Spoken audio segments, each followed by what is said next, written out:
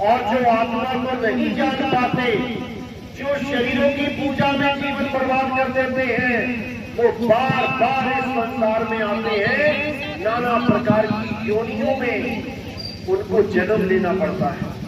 कभी कुत्ता बन के आते हैं, कीड़े पड़ जाते हैं, गांव गांव में कुत्ता घूमता है, कोई मदद नहीं करता, सब लाठी देके दौड़ाते हैं। कौन है ये लोग? ये वही है जो अपने जीवन में आत्म ज्ञान को जान ही नहीं पाए। कभी सांप निकलता है घर के पास, तो लाठी लेके दौड़ाते हैं। कौन है ये लोग? ये वही है जो सारी उम्र सांपों को ही दूध पिलाते रहे और अंत समय में सांप की योनि में पड़ गए। क्योंकि आप इसकी पूजा करोगे, आपको वैसा ही फल मिलेगा। आप पीपल पूजोगे, आपको अगले जन्म में पीपल बन के आना पड़ेगा। आप सांप की पूजा करोगे, आपको अगले जन्म में सांप बन के आना पड़ेगा। आप गाय की पूजा करोगे, आपको गाय बन के आना पड़ेगा।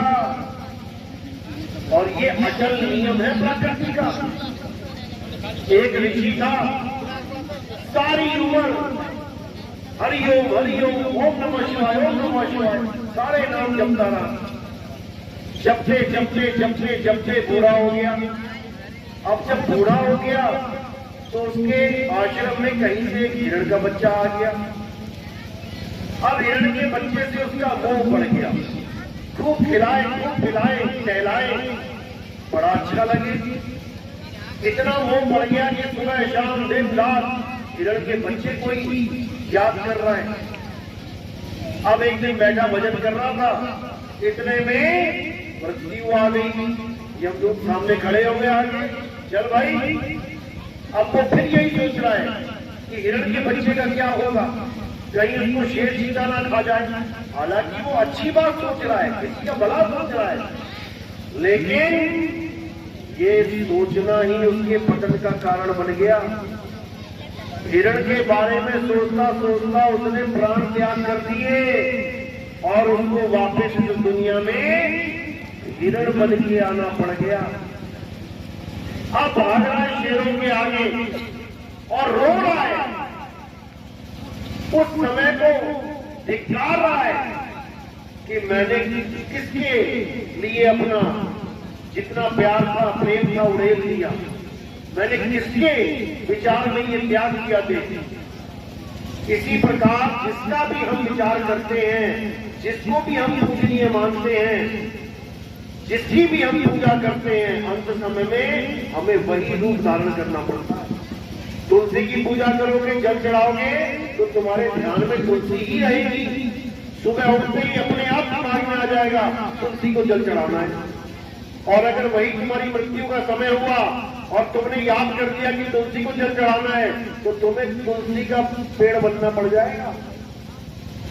ये इतना खतरनाक जाल है। इसलिए कबीर साहब कहते हैं कि भाई इस माया को, जड़ वस्तुओं को त्यागो और किसको ध्याओ? आत्मा को ध्याओ। जल में मीन प्यासी, वो देखत आवे हासी। आत्म ज्ञान बिना नर भटके, कभी काबा कभी काशी। मुसलमान भाई है तो काबा की तरफ दौड़ रहा है, हिंदू भाई है तो काशी की तरफ दौड़ रहा है। क्यों दौड़ रहा है? कि मैं भगत कहाऊंगा, मैं भगवान के दर्शन करके आऊंगा।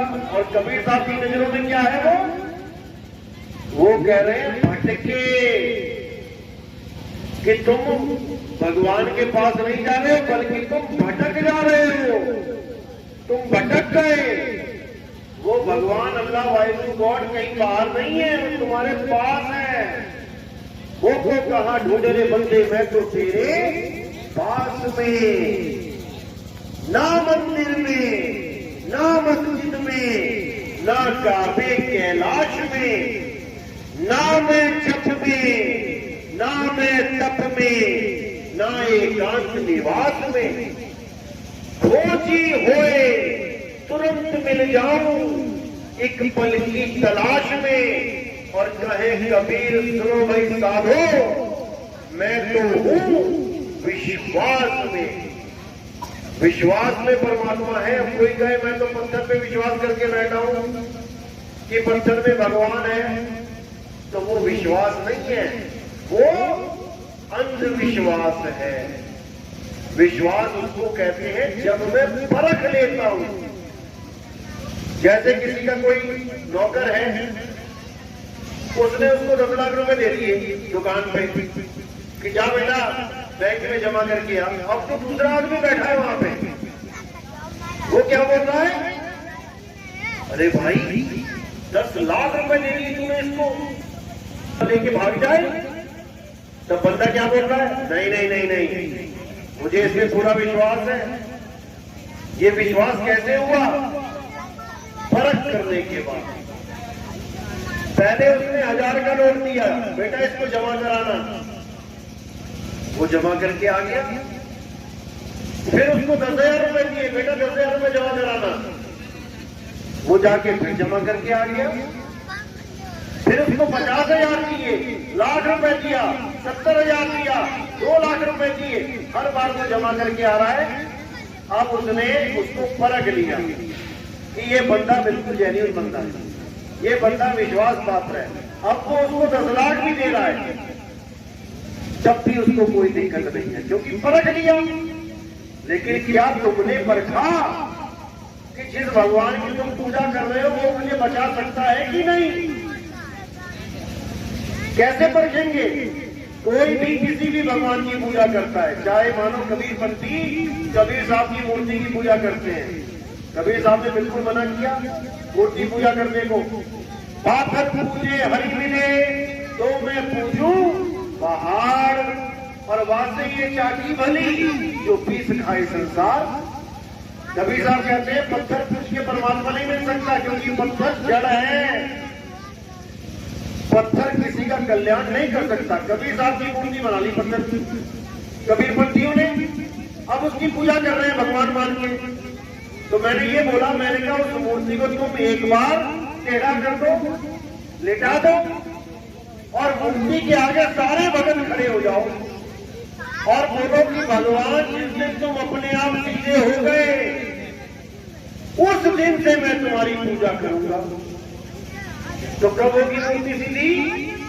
कितने घंटे में हो जाएगी? होगी? कितने दिन में हो जाएगी? कितने साल में हो जाएगी? इस जन्म में हो जाएगी? नहीं होगी। तुम उस भगवान की पूजा कर रहे हो जो टेढ़ा से सीधा नहीं हो पा रहा है, और कबीर साहब उस भगवान की पूजा करवाते हैं जिसकी वजह से तुम टेढ़े से सीधे होते हो। एक बच्चे को लेटा दो, एक मूर्ति को लेटा दो, मूर्ति को बोलो सीधा हो जा, और एक बच्चे को बोलो बच्चा सीधा हो जा, कौन सीधा होगा? एक बच्चा सीधा हो जाएगा। अब जो ताकत उस बच्चे को सीधा करने में मदद कर रही है वो है राम।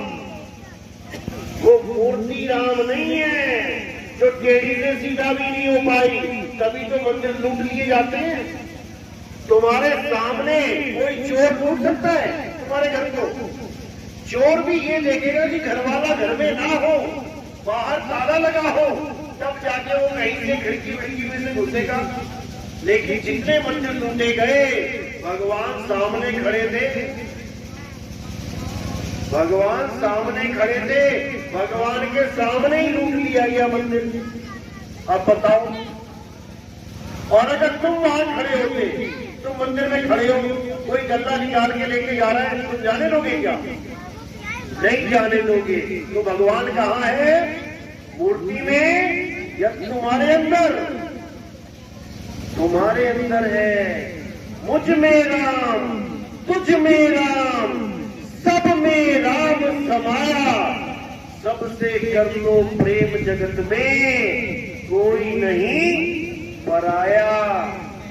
ये सारा झगड़ा केवल अक्षरों का है।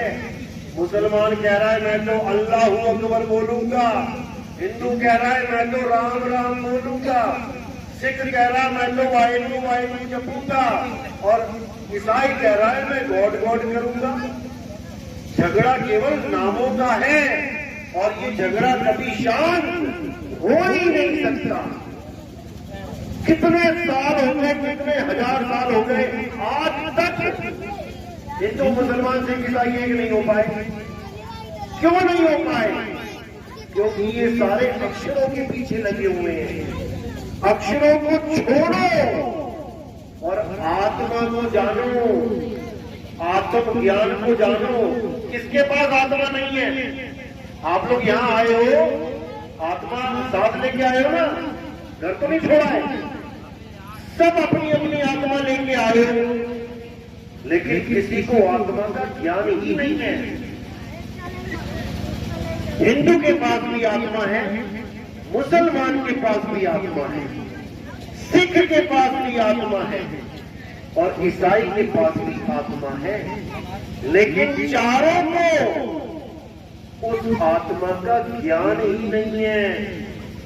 इसीलिए कबीर साहब कह रहे हैं आत्म ज्ञान बिना नर भटके, कभी काबा कभी काशी, चारों ही धर्म भटक रहे हैं। और ये चारों एक कब होंगे? जब एक आत्मदेव को जान लेंगे, तब ये चारों एक हो जाएंगे। इनको पता लग जाएगा जिसको मैं अल्लाह कह रहा हूं अरे वो राम है वही है, जिसको मैं गॉड कह रहा हूं ये वाहिगुरु वही है। सारा झगड़ा खत्म हो जाएगा। लेकिन झगड़ा कोई खत्म करना चाहता ही नहीं, सब पावन अक्षरों में उलझे पड़े हैं। इसीलिए कबीर साहब कह रहे हैं, बार बार समझा रहे हैं कि अगर एक होना है तो आत्म ज्ञान को जानो। क्या है आत्म ज्ञान? आत्म ज्ञान का मतलब ये नहीं है कि कोई राम राम जपने लग जाए, या मुसलमान अल्लाह अल्लाह जपने लग जाए, सिख वाहिगुरु वाहिगुरु जपने लग जाए, हो जाएगा आत्म ज्ञान। नहीं होगा। आत्म ज्ञान का मतलब है अपना ज्ञान। मुझे किसी और का नाम नहीं जपना है, मुझे अपने बारे में पता करना है कि मैं क्या हूं। जैसे आत्म कथा का मतलब क्या है? अपनी कथा लिखना, किसी और की कथा नहीं लिखना। अपनी कथा लिखना ही आत्म कथा है। आत्म हत्या, खुद की हत्या करना, किसी और की नहीं। खुद की हत्या करना आत्म हत्या है। आत्म रक्षा, खुद की रक्षा करना, ना कि किसी और की रक्षा करना आत्म रक्षा है। आत्म निर्भर, खुद पे निर्भर हो जाना, ना कि किसी और पे निर्भर रहना आत्मनिर्भर कहलाता है। किसी प्रकार आत्म कल्याण, खुद का कल्याण करना। किसी प्रकार आत्म ज्ञान, यानी किसी और की पूजा नहीं, खुद को जानना आत्म ज्ञान है। और खुद को जाने बिना परमात्मा को नहीं जान पाओगे। जब लगना चीनोगे आत्म, तब लगना मिली है परमात्म। आत्म चीने परमात्म चीने, संत कहावे सोए, यह भेद काया से न्यारा, पूछे बिरला कोई। जब तक आत्मा को नहीं जानोगे परमात्मा नहीं मिलेगा। जब तक दूध तक नहीं पहुंचोगे तब तक घी नहीं मिलेगा। इसी प्रकार जब तक खुद को नहीं जानोगे तब तक खुदा नहीं मिलेगा। इसीलिए सबको आत्म ज्ञान की प्राप्ति करनी चाहिए। तो पूजा पाठ करना चाहिए कि नहीं? क्या समझ में आया? हाथ खड़े करो किसकी समझ में आया। पूजा पाठ करना चाहिए, कौन कहता है? हाथ खड़े करो। इतना सत्संग सुन के पूजा पाठ नहीं करना चाहिए, हाथ खड़े करो। कुछ भी नहीं, कोई बात नहीं। गीता क्या कहती है? गीता पढ़ो, अध्याय 3। अध्याय 3 में 11, 12, 13, 14, 15, 16 ये श्लोक पढ़ोगे। क्या लिखा है? जो लोग देवताओं की पूजा नहीं करते, जो लोग वेदों के अनुसार यज्ञ नहीं करते, वो पापी हैं, उनको पाप लगेगा। जो प्रसाद का भोजन ग्रहण नहीं करते, उनको पाप लगेगा। लेकिन लग गया क्यों? क्योंकि हम भी नहीं करते, ना हम कोई वेद पढ़ते हैं, ना हम कोई पूजा पाठ करते हैं, ना हम कभी मंदिर जाते हैं, ना हम मंदिर का प्रसाद खाते हैं, ना हम देवताओं की पूजा करते हैं, फिर तो हम भी पापी हो गए। अब गीता समझा रही है कि लेकिन जो व्यक्ति अपनी आत्मा में रमण करता है, जो व्यक्ति अपनी आत्मा में संतुष्ट है, जो व्यक्ति आत्म ज्ञान में तृप्त है, उनके लिए कोई धार्मिक कर्म कर्तव्य लागू ही नहीं होता। यानी अगर वो सारी उम्र मंदिर ना जाए, वो पूजा पाठ ना करे, वो मुसलमान है तो सारी उम्र मस्जिद ना जाए, वो कलमा ना पढ़े, वो 5 टाइम की नमाज ना पढ़े, कोई सिख है वो सारी उम्र गुरुद्वारे ना जाए, कोई ईसाई है वो सारी उम्र चर्च ना जाए, लेकिन अगर उसने आत्म ज्ञान को प्राप्त कर लिया है तो उसके ऊपर कोई कर्मदंड लागू ही नहीं होता, उसको इतना भी पाप नहीं लगने वाला। ये अध्याय 3 17वां श्लोक है। आप गूगल पे भी सर्च करोगे, अध्याय 3 17वां श्लोक सामने आ जाएगा, पढ़ो क्या लिखा है। अब 18वें श्लोक में क्या बोला अध्याय 3 में कि जो आत्म ज्ञान में रमण करते हैं, आत्म स्वरूप को प्राप्त करते हैं, वो अन्य किसी जीव पर निर्भर नहीं रह जाते। यानी अब उसका कल्याण करने के लिए कोई और नहीं आएगा, वो स्वयं ही अपना कल्याण कर देगा, क्योंकि उसने उसको जान लिया है जो सब में रमता राम है। अब ये ज्ञान होगा कहां से आत्मा का? उसके लिए क्या बोला? 34वां श्लोक, उसमें बिल्कुल क्लियर बोला है। कई लोग कहते हैं हमें भगवान की पूजा करनी है, गुरु से क्या मतलब? गुरु धारण करना कोई जरूरी नहीं है। अध्याय 4 34वां श्लोक कहता है कि हे अर्जुन, जो आत्म ज्ञान मैंने रणभूमि में तुझे समझाया है, यानी जो बोल के थ्योरी पार्ट मैंने समझा दिया है, उस आत्म ज्ञान को प्राप्त करने के लिए तुम किसी ऐसे गुरु की शरण में जाओ जिसने आत्मा को जान लिया है, जिसने आत्म ज्ञान को प्राप्त कर लिया है। केवल वही गुरु तुम्हें तुम्हारी आत्मा का ज्ञान दे सकता है, नहीं तो और इस दुनिया में कोई नहीं दे सकता। मंत्र दे सकते हैं, मूर्तियां दे सकते हैं, तीर्थों में जाने का आदेश दे सकते हैं, नदियों में नहाने का आदेश दे सकते हैं, लेकिन आत्म ज्ञान नहीं दे सकते। और जब तक तुम्हें आत्म ज्ञान नहीं होगा, किसी का कल्याण होने वाला नहीं है। अब कई लोग ये मान के बैठे हैं हम तो गंगा जी स्नान कर लेते हैं, साल में एक बार सारे पाप धुल जाते हैं, हमें तो मुक्ति मिल जाएगी। बड़ी सोचने वाली बात है।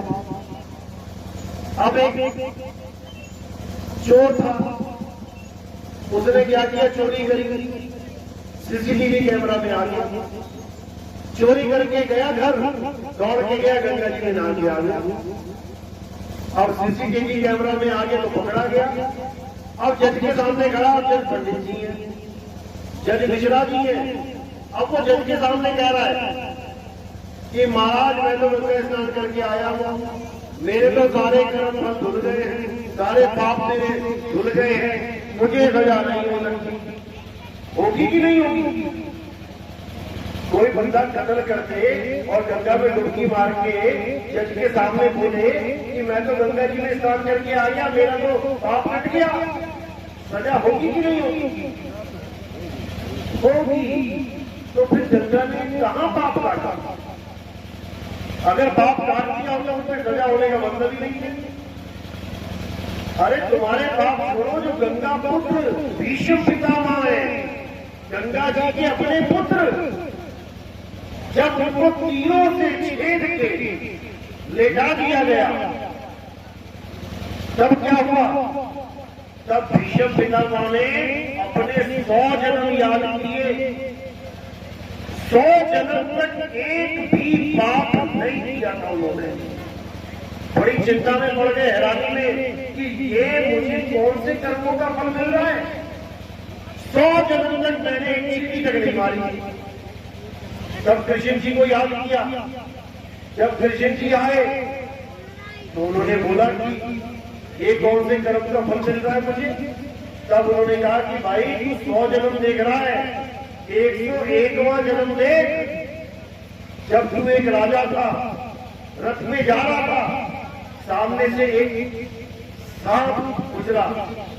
सांप को देख के घोड़ा खड़ा हो गया, आगे न बढ़ पाए, और सांप भी रास्ते में खड़ा हो गया। तब तुम उठे, तुमने तलवार से उस सांप को उठा के जब फेंका रास्ता क्लियर करने के लिए, तब तुमने पलट के एक बार भी सांप को नहीं देखा कि मैंने उसे फेंका कहां है, और तुम सीधे चले गए। तुमने मारा नहीं सांप को, तुमने केवल उठा के फेंका। लेकिन सांप कहां जाके गिरा? कांटों की झाड़ियों में। और इतने कांटे लग गए उस सांप को, इतने कांटे लग गए कि कांटों पे ही पड़ा सूख के मर गया। उन्हीं कांटों का फल ये तुझे तीरों के रूप में मिल रहा है। इतने तीर तेरे अंदर छेदे गए हैं, इतने ही कांटे उस सांप को चुभे थे, उसका फल तुझे भुगतना पड़ रहा है। सोचो, 101वां जन्म, उसका फल इतना खतरनाक है। हमारे सोचो कितने कर्म है। कितनी बार हमने जानवरों को मारा, बकरियों को काट दिया, मुर्गियों को मार दिया। कहां तुम भुगतोगे जाके? तुम्हारी ऐसी दुर्गति होगी कि तुम्हारी हालत खराब हो जाएगी। लेकिन ये सब खत्म हो सकता है अगर तुम आत्मज्ञान को जान लो। क्योंकि यमदूत तो पकड़ेंगे आके, यमदूत पकड़ेंगे तुम्हें आके। तब नहीं पकड़ पाएंगे जब तुम स्वयं आत्मा हो जाओगे। क्योंकि आत्मा को ना तो कोई शस्त्र काट सकता है, ना अग्नि जला सकती है, ना वायु सुखा सकती है, ना जल भिगो सकता है। तो यमदूत कहां से पकड़ेगा? यमदूत कहां से तुम्हें नरकों की आग में डालेगा जब आग तुम्हें छू ही नहीं पाएगी।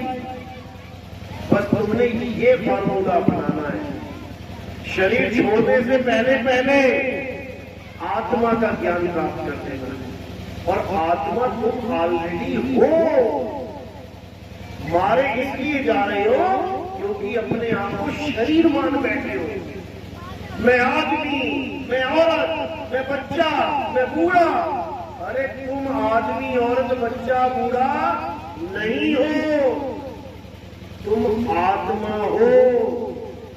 तुम तो इस आदमी, औरत, बच्चा, बूढ़ा शरीर को चला रहे हो। एक दिन इसी को छोड़ के चले जाओगे। इसलिए अपने आप को पहचानो कि तुम क्या हो। और जब तुम जान जाओगे कि मैं आत्मा हूं, तो तुम्हारे अंदर ही परमात्मा छुपा हुआ है। याद रखना इस बात। जीव तिल माही तेल है, जीव जगमग में आग, और तेरा साईं तुझ में है। जाग सके तो जाग, तेरा साईं तुझ में है। ये बाहर के मंदिर मस्जिदों में नहीं है, ये तो तुमने बनाए हैं। तुमने बनाए हैं, एक दिन टूट जाएंगे, पुराने हो जाएंगे। उसको जानो जो कभी टूट नहीं सकता, पुराना नहीं हो सकता। वो आत्मा है, और ये आत्मा ही सनातन है। कोई शरीर सनातन नहीं है जो पैदा हुआ और मर गया। अध्याय 2 24वां श्लोक पढ़ो, जो कहते हैं हम सनातनी हैं, हम सनातनी हैं। और पूजा किसकी कर रहे हैं? शनिदेव की। पूजा किसकी कर रहे हैं? हनुमान जी की। पूजा किसकी कर रहे हैं? राम जी की। पूजा किसकी कर रहे हैं? विष्णु जी की। वो कह रहे हैं हम सनातनी हैं। सनातनी का तो मतलब भी नहीं पता उन्हें। सनातनी का मतलब कहां लिखा है? गीता में अध्याय 2 24वां श्लोक पढ़ो। हे अर्जुन, ये आत्मा अजन्मा है, नित्य है, शाश्वत है, पुरातन है, अचल है, अपोल है, अडोल है। यही सत्य सनातन है। ये आत्मा ही सत्य सनातन है और आत्मज्ञानी ही असली सनातनी है। शरीरों की पूजा करने वाले सनातनी नहीं होते। ये गीता का ज्ञान है, इस ज्ञान को कोई काट नहीं सकता, लेकिन लोग नहीं समझ पा रहे हैं, इसलिए ये झगड़े मचे हुए हैं। आत्मा का ज्ञान सारे धर्म के लोगों को हो जाए तो सारे एक हो जाएंगे, विरोध रह ही नहीं जाएगा, क्योंकि सभी आत्मा हो जाएंगे। जब शरीर ही नहीं रहे तो धर्म जात पात कहां से आएगी? ये तो सब शरीरों का खेल है, अक्षरों का खेल है। तो आत्मज्ञान ही सबसे श्रेष्ठ ज्ञान है, जो गीता में, संतों की वाणियों में हर जगह आपको मिल जाएगा। बस ढूंढो तो सही। तो इसी के साथ आज का सत्संग समाप्त करते हैं। हमारा सत्संग YouTube चैनल पे आता है। चैनल का नाम है कहत कबीर सुनो भाई साधो। आपने ये टाइप करना है और टाइप करने के बाद मेरा नाम लिखना है। मेरा नाम है नितिन दास। जब आप नितिन दास लिखोगे साथ में, तो बिल्कुल सामने चैनल आ जाएगा। कबीर साहब की पीली सी फोटो होगी। उस चैनल को आपने सब्सक्राइब करना है। उसमें सत्संग दिए गए हैं serial wise, 1 number, 2 number, 3 number, 4, 5, 6, 7 ऐसे करते करते 209 सत्संग अभी तक हमने किए हैं। उसके अलावा लाइव सत्संग, जैसे यहाँ प्रोग्राम हो रहा है, ये भी डला हुआ है। शंकर समाधान भी डली हुई है। टोटल 550-600 वीडियो उसमें पड़ी है। आप सीरियल वाइज उसको सुनोगे, आपकी सारी शंकाएं खत्म हो जाएंगी। आपको समझ में आ जाएगा कि इंसान जन्म मिला है तो क्यों मिला है, और इस इंसान जन्म को सफल करने के लिए आप बिल्कुल सही मार्ग पर निकल पड़ोगे। तो आज का सत्संग यही समाप्त करते हैं। बोलिए परमपिता परमात्मा की, सतगुरुबंदी छोड़ कबीर साहिब की, सभी संतों की, सकल अंशों साहेब बंदगी सतनाम। किस किस को मेरी बात समझ में आई है वो एक बार हाथ खड़ा कर दे। किस किस के समझ में आई? बहुत अच्छी बात है। लगभग 80-90% लोगों के समझ में आती है, क्योंकि आज पहला सत्संग है, इसलिए बात अटपटी लग सकती है, बात बड़ी अजीब लग सकती है। ये क्या बात हुई? भगवान की शुरुआत नहीं, भगवान से मिलाने की बात बताई है। शायद कहते हैं अटपट ज्ञान कबीर का झटपट लखा न जाए, और जो इसको झटपट लगे तो सब खटपट मिट जाए। तो खटपट मिटानी है और आत्मज्ञान की तरफ बढ़ना है। अब आरती में टाइम है, आरती का भेद बता देता हूं मैं आपको।